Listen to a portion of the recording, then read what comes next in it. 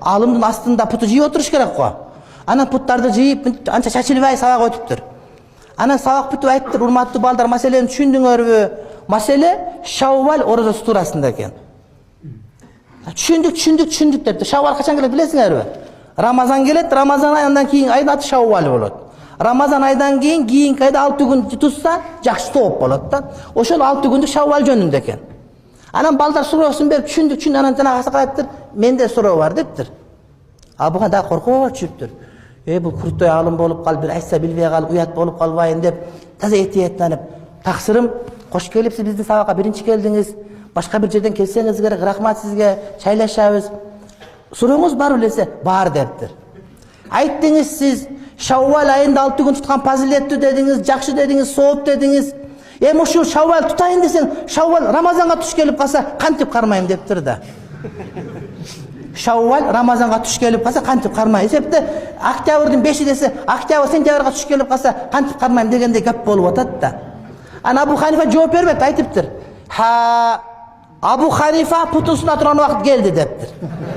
Путун сунуп сабак берчү экен да. Анан коркуп жийип алган, кайра путту сунуп, эми селдени бияка алып коюп, шамалдап китеп менен кичине минтип алып. Таксырым дептир, Алла разы болсун. Бу Шаввал Рамазанга жизнь туура келбейт.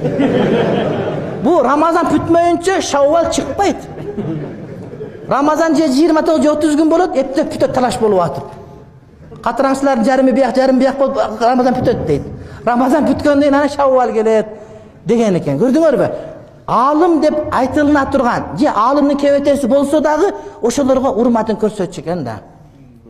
Абу Ханифа күндөрдүн бир күнүндө 10 жыл окуп турат устаз Хамматтан. Анан күн 10 жыл окуп, эми 10 жылда алым болуп калыш керек го. Анан мен эми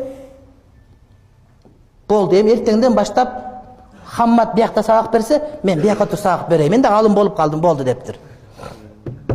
Так 10 жылда эми 2 диплом бүтөт да, 10 жылда алым болуш керек. 10 жыл окудум. Беч билбеген. Абу Ханифа устаз сүйлөп атса эле билгендей боло берет экен да. Илимди баарын алып койдум, менен болуп калды, кайталап отурбай, илимди сырап кылбай мен сабак бере берейин деп ниет кылып келдим дейт. Анан кирип эле устаз сүйлөп атканын көрүп, уялып кеттим дагы дейт.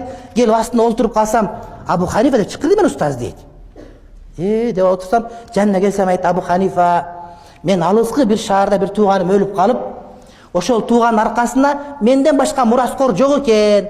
Ошого мени казы чакырып, мен ошол шаарга 20 күнгө кетип атам. Сен менин сабагымы өтүп тур деп тапшырып кетиптир.